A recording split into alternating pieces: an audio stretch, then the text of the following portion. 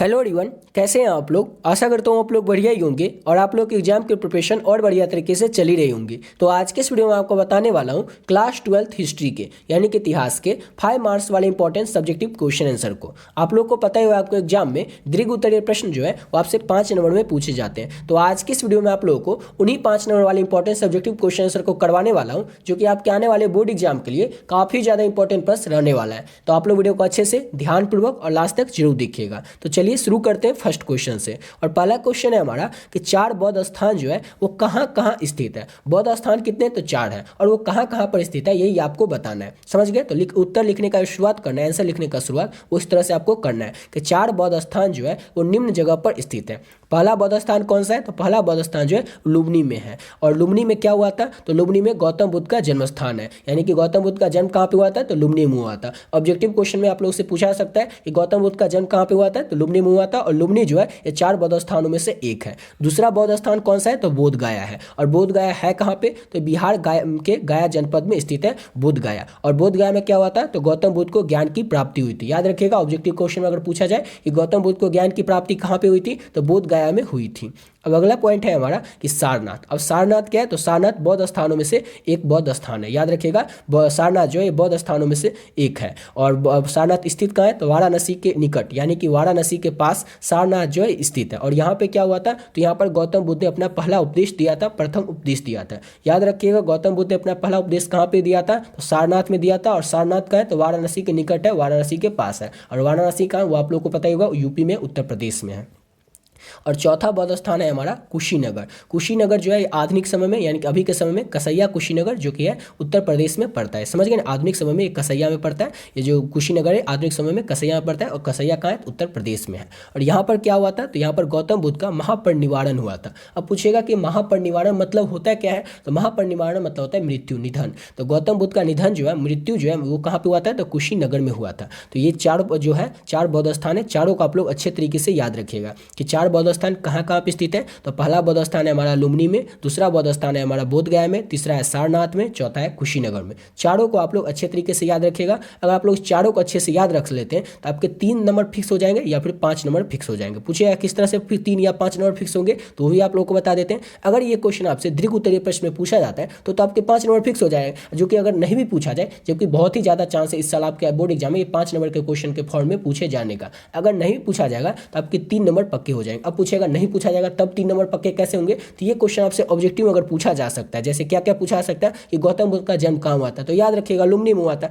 इससे रिलेटेड 2 से 3 प्रश्न आपके एग्जाम में डायरेक्ट पूछा ही जाता है और हर एक साल पूछा जाता है और इस साल भी पूछा ही जाएगा। या फिर पूछा जा सकता है कि गौतम बुद्ध को ज्ञान की प्राप्ति कहाँ हुई थी, तो बोध गया में। तो अगर ये सब आप लोग अच्छे से याद रखते हैं तो आपके 3 नंबर या 5 नंबर फिक्स हो जाते हैं। इस क्वेश्चन को आप लोग अच्छे तरीके से याद रखिएगा। समझ गए। और अभी तक आप लोग पीडीएफ नहीं लिए तो आप लोग इस पीडीएफ को ले सकते हैं। ऑलरेडी बहुत सारे बच्चे जो इस पीडीएफ को ले चुके हैं, आप लोग भी चाहें तो इस पीडीएफ को ले सकते हैं। अब पूछेगा इस पीडीएफ में ऐसा क्या है कि हम लोग ले ही लें, तो इस पीडीएफ में ये है कि पीडीएफ आप लोग को सिर्फ 25 रुपये मिल रहा है। तो 25 रुपये तो मिल रहा है, लेकिन मिल क्या क्या रहा है, ये समझ लीजिए कि आपका जो भी सब्जेक्ट होगा, आपका जो भी सब्जेक्ट हो, 5 सब्जेक्ट हो या 6 सब्जेक्ट होगा, वो इसी में से कोई आपका 5 या 6 सब्जेक्ट होगा। कौन कौन हो सकता है, तो आपका हिंदी हो सकता है, हिस्ट्री हो सकता है, पॉलिटिकल साइंस हो सकता है, इंग्लिश हो सकता है, geography, music, home science, psychology, sociology या इकोनॉमिक्स। तो इसी 10 में से आप लोगों का कोई भी 5 सब्जेक्ट होगा।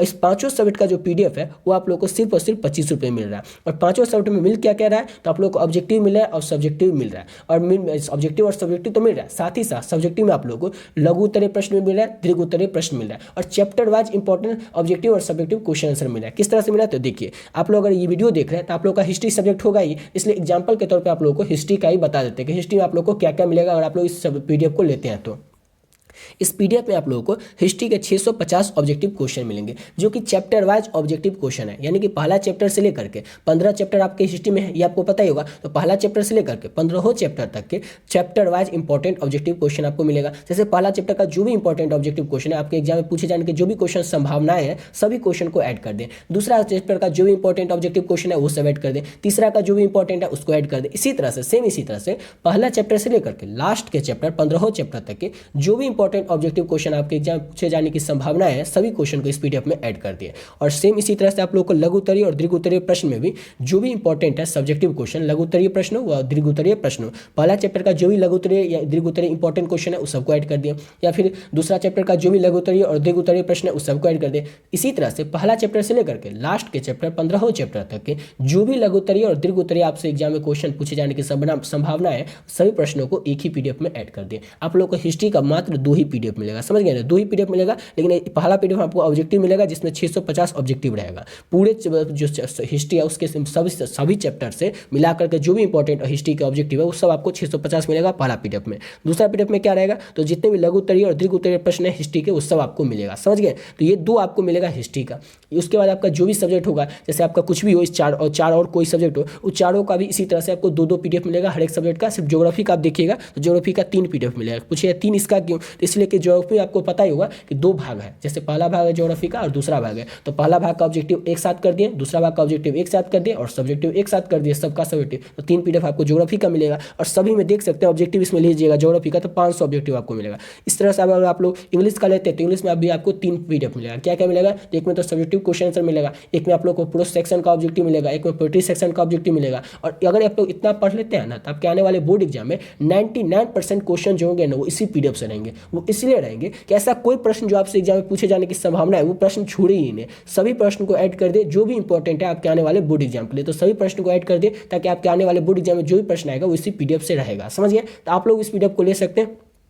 इस पीडीएफ का जो प्राइस है वो सिर्फ और सिर्फ 25 रुपया रखे हैं। 25 रुपया क्यों रखें, तो आप लोगों के लिए रखें क्योंकि आप लोगों में से बहुत सारे ऐसे बच्चे होंगे जो इस पीडीएफ को अगर कुछ ज़्यादा ही प्राइस में रखते हैं तो ले सकते थे, लेकिन आप लोगों से अधिकतर ऐसे बच्चे होंगे जो इस पीडीएफ को अगर प्राइस ज़्यादा रखते तो ले नहीं सकते, अफोर्ड नहीं कर सकते। तो आप लोग ले सके और अपने आने वाले बोर्ड एग्जाम में अच्छे से अच्छे नंबर ला सके, उसीलिए आप लोगों के लिए इस पीडीएफ का जो प्राइस है वो सिर्फ और सिर्फ 25 रुपये रखें। और बहुत सारे बच्चे, 1-2 नहीं, बहुत सारे बच्चे जो है, सैकड़ों बच्चे जो है इस पीडीएफ को ले चुके हैं। आप लोग भी चाहें तो आप लोग इस पीडीएफ को ले सकते हैं, समझ गए ना, और अपने आने वाले बोर्ड एग्जाम में अच्छे से अच्छे नंबर ला सकते हैं। अब पूछेगा इतना तो बता दे लेकिन इस पीडीएफ को कैसे लेना है ये तो बता ही नहीं, तो ये देख सकते हैं नंबर है 7903820891। इस नंबर पे आप लोग क्या करना है, फोन पे, गूगल पे, पेटीएम कुछ भी कर सकते हैं। जैसे ये नंबर आप लोग फोन पे, गूगल पे, पेटीएम में डालिएगा उसमें नाम आ जाएगा गौतम कुमार, उसमें आप लोग को ये 25 रुपये डाल देना और उसका स्क्रीनशॉट लेकर के आप लोग को इसी नंबर के व्हाट्सएप पे भेज देना। और जैसे ही आप लोग व्हाट्सएप पे इसका स्क्रीनशॉट भेजिएगा नीचे में अपना सब्जेक्ट भी बता दीजिएगा, जो भी आपका 5 सब्जेक्ट होगा वो 5 सब्जेक्ट आप लोग बता दीजिएगा। और 5 सब्जेक्ट का जो भी ऑब्जेक्टिव है इंपॉर्टेंट और सब्जेक्टिव वो सब आपको मिल जाएगा, समझ गए। चाहे आपका जो भी सब्जेक्ट हो आप लोग को मिल जाएगा।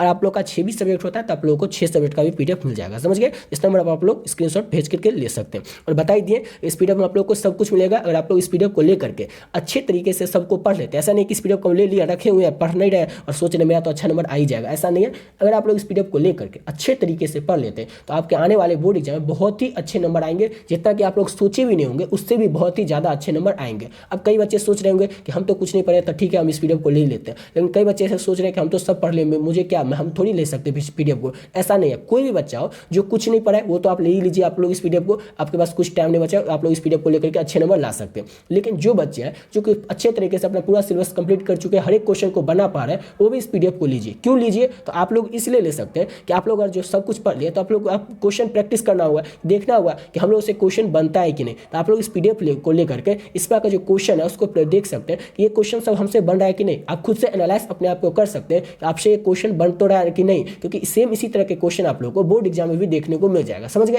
तो आप लोग इस पीडीएफ को ले सकते हैं। और देखिए एक और चीज़ आपको बताते हैं, आप लोग अभी किस चीज़ से पढ़ रहे हो, 2 ही चीज़ से पढ़ रहे हो। 99% बच्चा जो होगा वो किस चीज़ से पढ़ रहा होगा, तो वो पढ़ रहा होगा गेस पेपर से या फिर मॉडल पेपर से। और 1% बच्चा या फिर 2-3% बच्चा जो होगा वही बुक से पढ़ रहा होगा। तो बुक से अगर पढ़ रहे हो तो बुक बहुत ही मोटा होता है, अभी उतना पढ़ने में होगा नहीं। और बुक में क्या होगा कि बहुत सारा कुछ दिया हुआ, ऐसा कुछ दिया हुआ जो आपके एग्जाम में नहीं पूछा जाएगा, लेकिन फिर आपको नॉलेज के लिए तो पढ़ना पड़ेगा। लेकिन अभी नॉलेज के लिए पढ़ने का टाइम नहीं, अभी आपको अच्छे नंबर लाने के लिए पढ़ने का टाइम है, क्योंकि टाइम बहुत कम बचा हुआ है, इसलिए आपको अच्छा नंबर लाना पड़ेगा, इसलिए आपको पढ़ना है। इसलिए आप लोगों के लिए पीडीएफ जो है बेस्ट तरीका है। इसमें वही सब ऐड किया जो कि आपके आने वाले बोर्ड एग्जाम के लिए इंपॉर्टेंट है। अब बुक में पढ़िए, मॉडल पेपर में पढ़िए, गेस पेपर में पढ़िए, उसमें क्या रहता है, किताबी भाषा में दिया रहता है और ऐसा लैंग्वेज रहता है जो कि आपसे समझ में आता ही नहीं रहता है। अगर समझ में भी आ जाता है तो याद नहीं होता रहता है। लेकिन इस पीडीएफ की जो खास बात यही है कि इसमें सब्जेक्टिव क्वेश्चन जो ऐड किए वो इस तरह से ऐड किए, इतना सिंपल वे में, इतना सिंपल लैंग्वेज है कि आप लोग जैसे ही क्वेश्चन को पढ़िएगा ना, पहला बार पढ़िए और आप लोग को अच्छे तरीके से समझ में आ जाएगा क्वेश्चन इस तरह का भाषा लिखा गया है। और दूसरा बार आप लोग पढ़िएगा तो पीडीएफ का जो जितना भी उसमें क्वेश्चन है वो आपसे याद ही हो जाएगा। पहला पहला वाला पढ़िएगा तो समझ में आ जाएगा, दूसरा पढ़िएगा तो आपको याद आ जाएगा। फिर उसको आप क्या करना है, कभी कभी का डिवीजन कर लेना और आपके एग्जाम में जो भी क्वेश्चन है वो आप लोग बना दीजिएगा। इस तरह से आपके आने वाले बोर्ड एग्जाम में आपके बहुत ही अच्छे नंबर आ सकते हैं अगर आप लोग इस पीडीएफ को लेते हैं तो। समझ गए ना। पीडीएफ का प्राइस 25 रुपया, कुछ ज़्यादा नहीं है कि आप लोग नहीं ले सकते या हम लोग तो नहीं ले सकते तो कुछ ज़्यादा है, ऐसा कुछ नहीं है। 25 रुपये आप लोग के लिए रखें ताकि आप लोग भी पीडीएफ को ले सकेंगे और अपने आने वाले बोर्ड एग्जाम में अच्छे से अच्छे नंबर ला सकेंगे। ऑलरेडी बहुत सारे बच्चे इस पीडीएफ को ले चुके हैं, आप लोग भी चाहें तो आप लोग भी ले सकते हैं। चलिए अपने क्वेश्चन की ओर बढ़ते हैं और नेक्स्ट क्वेश्चन है हमारा कि 1857 की क्रांति के क्या परिणाम हुए थे। ये तो देख लेते हैं कि 1857 का क्रांति हुआ था, कब हुआ था वो सब ऑब्जेक्टिव क्वेश्चन बता चुके हैं, क्यों हुआ था वो भी बता दिया था, उसका तत्कालिक कारण क्या था या मेन कारण क्या था वो सब बता देते हैं। लेकिन 1857 का जो क्रांति हुआ था इसका परिणाम क्या क्या निकला था, ये आपसे क्वेश्चन आपके एग्जाम में 5 नंबर के फॉर्म में पूछा जाता है। याद रखिएगा, दीर्घ उत्तरीय प्रश्न उत्तर के लिए इंपॉर्टेंट है। 1857 की क्रांति के क्या परिणाम हुए थे। तो 1857 की क्रांति के निम्न परिणाम हुए थे। कौन कौन से परिणाम होते हैं तो वो आपको बताना है। तो भारत की सत्ता ब्रिटिश ईस्ट इंडिया कंपनी से सीधे ब्रिटिश क्राउन के अधीन हो गया था। तो 1857 के क्रांति से पहले क्या था, तो भारत की जो सत्ता था ना वो किसके पास था, तो ब्रिटिश ईस्ट इंडिया कंपनी के पास था। लेकिन 1857 की क्रांति के बाद भारत का जो सत्ता था वो ब्रिटिश क्राउन के अधीन हो गया था, यानी कि ब्रिटिश क्राउन के पास चला गया था भारत का सत्ता 1857 की क्रांति के बाद। समझ गए उसका परिणाम स्वरूप। और दूसरा पॉइंट क्या हुआ कि भारत में गवर्नर जनरल की जगह वायसराय की नियुक्ति की गई। 1857 की क्रांति से पहले क्या होता था कि भारत में गवर्नर जनरल की नियुक्ति की जाती थी, लेकिन 1857 की क्रांति के परिणाम के स्वरूप में यानी कि परिणाम के बाद में भारत में वायसराय की नियुक्ति होने लगी। तो 2 पॉइंट ये हो गया। और पॉइंट क्या था कि सामरिक महत्व के ठिकानों पर यूरोपीय सैनिकों की नियुक्ति होने लगी, यानी जहां जहां पर भी उनको लग रहा था कि 1857 की विद्रोही है वहां पर यूरोपीय सैनिक की नियुक्ति होने लगी थी। और भारत में सामाजिक धार्मिक सुधार की नीति को अंग्रेजों ने त्याग दिया था। भारत में क्या था, अंग्रेजों ने सामाजिक और धार्मिक सुधार की नीति जो पहले अपनाई हुई थी उतना तो अपनाई नहीं था, लेकिन फिर भी जो भी कुछ भी था उसको त्याग कर दिया था 1857 की क्रांति के बाद अंग्रेजों ने। और अगला पॉइंट क्या था कि अंग्रेजों ने भारत को हिंदू मुस्लिम में बांटकर फूट डालो और शासन करो की नीति अपना ली। जो नीति अपनाई थी कि फूट डालो और राज करो, यानी कि एक दूसरे को भड़का दो, एक दूसरे को लड़ाई करवा दो और अपने आप को राज करो, यानी हम राज करेंगे और भारतीय लोग जो होंगे एक दूसरे में कटमट करके मरेंगे और लड़ाई करेंगे। तो ये अपना ली गई थी नीति अंग्रेजों के द्वारा 1857 के क्रांति के बाद। तो यही वो 5 कारण थे जो कि 1857 की क्रांति के परिणाम हुए थे। समझ गए ना। और इसका पीडीएफ तो आप लोगों को व्हाट्सएप ग्रुप पे ही मिल जाएगा। आप लोग व्हाट्सएप ग्रुप ज्वाइन किए होंगे, लिंक डिस्क्रिप्शन बॉक्स में मिल जाएगा, तो वहाँ पर आप लोग को ये पीडीएफ मिल जाएगा। और ऊपर जो पीडीएफ है वो आप लोग 25 रुपये जैसे पे कीजिएगा उसका स्क्रीनशॉट भेजिएगा तो आप लोग को मिल जाएगा। समझ गए। अब अगला क्वेश्चन करते हैं। तो नेक्स्ट क्वेश्चन है हमारा कि वीर कुंवर सिंह का एक संक्षिप्त में परिचय दे। ये क्वेश्चन आपसे इस तरह से पूछा जा सकता है या इस तरह से भी पूछा जाता है कि जगदीशपुर के जो राजा वीर कुंवर सिंह है उनके बारे में आप क्या जानते हैं। इस तरह से भी पूछा जा सकता है, संक्षिप्त में परिचय दे, इस तरह से भी पूछा सकता है। तो उसका आंसर दोनों भी तरह से क्वेश्चन पूछा है, आंसर जो है सेम ही होगा। 5 नंबर में एक क्वेश्चन आपसे एग्जाम में पूछा जाएगा तो आप लोग इसको अच्छे से याद रखिएगा। क्या क्या लिखना है तो देख लीजिए। वीर कुंवर सिंह जो थे वह जगदीशपुर जिला भोजपुर के जमींदार थे। उन्होंने 1857 के विद्रोह में महत्वपूर्ण भूमिका निभाई थी। उन्होंने अंग्रेजों को कई बार पराजित किया। 80 वर्ष की आयु में अपनी बाह में गोली लगने के कारण अपनी एक हाथ काटकर गंगा मैया को अर्पित कर दिया। अंतिम समय तक जगदीशपुर जो थे वे जगदीशपुर वीर कुंवर सिंह के अधीन था और मृत्यु के उपरांत ही अंग्रेज जगदीशपुर पर अधिकार कर पाए थे। समझा दिए, लेकिन आप लोग को थोड़ा मोड़ा समझ में आएगा, कुछ भी समझ में नहीं आया होगा, लेकिन अभी आप लोग को अच्छे तरीके से याद ही करवा देते, झंझट ही खत्म ये समझने बुझने का। देखिए क्वेश्चन सिंपल सा है कि वीर कुंवर सिंह का संक्षिप्त में परिचय दे, यानी कि वीर कुंवर सिंह क्या थे, उन्होंने क्या क्या उपलब्धि हासिल की थी, ये सब आपको बताना है। तो सिंपल वे में आप लोग याद रखिएगा, अपनी भाषा में अपनी समझ से अपने तरीके से आपको बना करके आंसर एग्जाम में लिखना है। इसका आंसर आप लोग सिर्फ समझ जाइए, याद अपने आप हो जाएगा। वीर कुंवर सिंह थे कौन, तो वीर कुंवर सिंह ना बिहार का एक जगह था जगदीशपुर जो कि जिला भोजपुर में पड़ता है। समझ गए, जिला भोजपुर का एक जगह है जगदीशपुर। तो जगदीशपुर के जमींदार और राजा पहले तो जानते थे, पहले के समय क्या होता था, जो बहुत बड़ा जमींदार होता था वही राजा होते थे। समझ गए ना। तो वीर कुंवर सिंह जो थे वो जगदीशपुर के जमींदार और वहाँ के राजा थे। समझ गए पहला पॉइंट कि वीर कुंवर सिंह कौन थे, तो जगदीशपुर के जमींदार थे और राजा थे।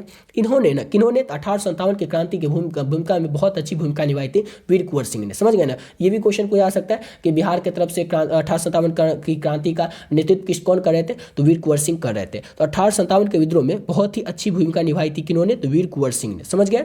उन्होंने क्या किया था, वीर कुंवर सिंह ने अंग्रेजों को कई बार पराजित किया था, कई बार हरा दिया था। मतलब जो युद्ध होता था 1857 के विद्रोह हुआ था उसमें कई बार अंग्रेजों को पराजित कर दिया था वीर कुंवर सिंह ने। अब 80 वर्ष के आयु थे उस समय, 1857 की क्रांति के समय वीर कुंवर सिंह जो थे इनकी आयु 80 वर्ष की हो गई थी। उस समय क्या हुआ था, अंग्रेजों से लड़ाई करते करते इनको एक हाथ में गोली लग गया। अब गोली लग गया था तो गोली को निकाल भी तो सकते थे, लेकिन वो अंग्रेज का गोली इनके हाथ में लगा रहेगा और वो गोली को निकाल देंगे, लेकिन उनको जो गोली था उसका जो बारूद होगा उनके शरीर में फैल न जाए या फिर अंग्रेजों का वो होता है। इसके कारण वो क्या करते, अपने इतने बहादुर थे वीर कुंवर सिंह कि वो हमारे बिहार के ही हैं, लेकिन वो इतने बहादुर थे कि अपना एक हाथ काट करके गंगा मैया को अर्पित कर देते। क्यों अर्पित कर देते, वो गोली को निकाल भी सकते थे, लेकिन वो इसलिए अर्पित कर देते थे कि उनके हाथ में अंग्रेजों का गोली लगा था, इसलिए अंग्रेज का कुछ भी नहीं रख सकते थे। इतना वो नफरत करते थे अंग्रेज से कि वो अपने हाथ को काट कर ही फेंक देते गंगा मैया में। सोचिए कितने बहादुर थे वो लोग। और अंतिम समय तक जगदीशपुर वीर कुंवर सिंह के अधीन था। और अंतिम समय तक यानी कि जब तक वो जिंदा थे, वो कहा जाता है ना कि मेरे उस शरीर के ऊपर से तुमको जाना पड़ेगा, तो वही बात था। जब तक जिंदा थे जगदीशपुर, तब तक जब तक जिंदा थे कुंवर सिंह, तब तक वो जगदीशपुर पर अपना कब्जा जमाए रखे। अंग्रेजों के हवाले नहीं किया जगदीशपुर को, लेकिन जब उनकी मृत्यु हो गई तभी अंग्रेज जो थे वो जगदीशपुर पर कब्जा कर सके थे। समझ गए ना कि जगदीशपुर पर तब तक अंग्रेज कब्जा नहीं कर सका था जब तक कि वीर कुंवर सिंह जिंदा थे। जब उनकी मृत्यु हो गई, जब उनका निधन हुआ किनका, तो वीर कुंवर सिंह का, उसके बाद ही अंग्रेज जो थे वो उस पर कब्जा कर सके, यानी कि जगदीशपुर पर कब्जा कर सके थे। इतने बहादुर थे वीर कुंवर सिंह। इसको अच्छे से याद रखिएगा, समझ ही गए होंगे, बस आपको अपने भाषा में बना करके इसका आंसर लिखना है। अब अगला क्वेश्चन है हमारा नेक्स्ट क्वेश्चन कि भक्ति आंदोलन के प्रमुख प्रभावों का वर्णन करें। भक्ति आंदोलन के प्रमुख प्रभाव क्या क्या थे, उनका वर्णन करना है। तो भक्ति आंदोलन के प्रमुख प्रभाव कौन कौन थे, तो निम्नलिखित है, देख सकते हैं कौन कौन है। हिंदू मुस्लिम में एकता स्थापित हुई थी। हिंदू मुस्लिम में क्या हुई थी, भक्ति आंदोलन के प्रभाव क्या हुए थे कि हिंदू मुस्लिम में एकता स्थापित हो गई थी। जात पात एवं छुआछूत में कमी आई थी। क्रम कांडों को धक्का लगा था। गुरु का महत्व स्थापित हुआ था। भक्ति आंदोलन के प्रमुख प्रभाव क्या क्या थे वही आपको बताना था। ये सब प्रभाव थे भक्ति आंदोलन के। उसके बाद हिंदी एक प्रांतीय भाषा, यानी कि जो प्रांत में भाषा होता है अलग अलग प्रांत में, हिंदी प्रांतीय भाषाओं में उन्नति हुई थी। सिंपल सा क्वेश्चन था हमारा कि भक्ति आंदोलन के प्रमुख प्रभाव का वर्णन करें। तो भक्ति आंदोलन के प्रमुख प्रभाव जो है निम्नलिखित है, कौन कौन है। तो हिंदू मुस्लिम में एकता स्थापित हुई थी। जात पात एवं छुआछूत में कमी आ गई थी। क्रम कांडों को धक्का लगा था। गुरु का महत्व जो था, गुरु का कितना महत्व होता है, यह स्थापित हुआ था भक्ति आंदोलन के पश्चात। उसके बाद हिंदी प्रांतीय भाषा में उन्नति हुई थी। याद रखिएगा, ये था भक्ति आंदोलन के प्रमुख प्रभाव। इस सबको आप लोग अच्छे से याद रखिएगा। इसमें आपको समझ में तो आ ही गया होगा। आप लोग व्हाट्सएप ग्रुप जैसे ज्वाइन कीजिएगा उस पर आपको पीडीएफ मिल जाएगा और पीडीएफ को लेकर के आप लोग बार बार रिवीजन करते रहिएगा। समझ गए ना। रिवीजन करने का मतलब क्या है, यहाँ पर समझ गए, अब 5-6 दिन बाद आप एक बार क्या करें, इसको देख करके पढ़ लेंगे ताकि हमारे दिमाग में जो हम समझे हुए ये एक बार फिर से रिकॉल हो जाए, याद आ जाए, आपको समझ में आ जाएगा। सिर्फ आप लोग एक बार पढ़ना है। समझ गए ना। आप लोगों को रटना नहीं है कोई आंसर को। अपने एग्जाम में जो आप लिखिएगा आंसर वो अपनी भाषा में अपने से बना करके लिखिएगा। ऐसा नहीं कि ये जो हम बता रहे हैं सेम यही क्वेश्चन का आंसर आप लोग चिपका दीजिएगा, ऐसा नहीं है। आप लोग खुद से सिर्फ समझिएगा और उसमें अपने आंसर अपने आप से खुद से बना करके आप लोग लिखिएगा। समझ गए। अब अगला क्वेश्चन करते हैं। तो अगला क्वेश्चन है हमारा कि अकबर के मुख्य सामाजिक सुधार के बारे में लिखिए। अकबर को आप लोग जानते होंगे। तो अकबर जो था उसने सामाजिक सुधार क्या क्या किया था वही आपको बताना है। तो अकबर ने कई सारे सामाजिक सुधार किया था और ये क्वेश्चन आपसे 5 नंबर के फॉर्म में पूछा जाएगा। अगर ये 2 नंबर में पूछा जाता है, 3 नंबर में पूछा जाता है, तो आप लोग सिर्फ सामाजिक सुधार के बारे में लिख सकते हैं कि सती प्रथा और बाल विवाह निषेध नियम चलाया था अकबर ने, धार्मिक स्वतंत्रता के बारे में बताया था। लेकिन यहाँ पर क्या है, 5 नंबर में पूछा जाएगा। और 5 नंबर में क्या होता है उसको डिफाइन भी करना रहता है कि जैसे अकबर ने सामाजिक सुधार क्या क्या बताए थे, उस जैसे सती प्रथा और बाल विवाह निषेध था, इसके बारे में आपको बताना पड़ेगा कि ये क्या था थोड़ा थोड़ा करके। तो इस तरह से आपको बताते हैं और इस क्वेश्चन को आप लोग अच्छे से याद रखिएगा। थोड़ा बड़ा क्वेश्चन है लेकिन आप लोग सिर्फ समझ लेना और ये इंपॉर्टेंट क्वेश्चन है आपके आने वाले बोर्ड एग्जाम के लिए, बहुत ही ज़्यादा इंपॉर्टेंट है। तो आप लोग इसको अच्छे से याद रखिएगा। तो क्वेश्चन है हमारा कि अकबर के मुख्य सामाजिक सुधार के बारे में आप लिखिए। तो अकबर द्वारा किए गए सामाजिक सुधार निम्नलिखित है। कौन कौन है तो देखते हैं। तो पहला था सती प्रथा और बाल विवाह का निषेध। निषेध मतलब क्या होता है, रोक लगाना। सती प्रथा आप लोग जानते होंगे, ये कोई आदमी मर जाता है और उसकी जो पत्नी रहती थी वो उसके साथ ही उसको चिता पे जलाया जाता था। तो ये था पहले सती प्रथा। लेकिन सती प्रथा पर सबसे पहले रोक किसने लगाया था, तो अकबर ने लगाया था। उसके बाद क्या हुआ था, बाल विवाह निषेध। क्या होता था, जैसे 18 साल से या 14 पहले तो अकबर के समय में 14 साल से कम जो उम्र की जो लड़की थी उसका भी शादी हो जाता था। तो इस सब पर रोक किसने लगाया था, तो अकबर ने रोक लगाया था। अकबर ने हिंदू समाज में प्रचलित सती प्रथा और बाल विवाह को समाप्त करने का प्रयास किया, लेकिन पूरी तरह से समाप्त नहीं हो चुका था, लेकिन उसने ये प्रयास किया था। समझ गए ना। इस पर निषेध लगाया था, रोक लगाया था सती प्रथा और बाल विवाह पे अकबर ने।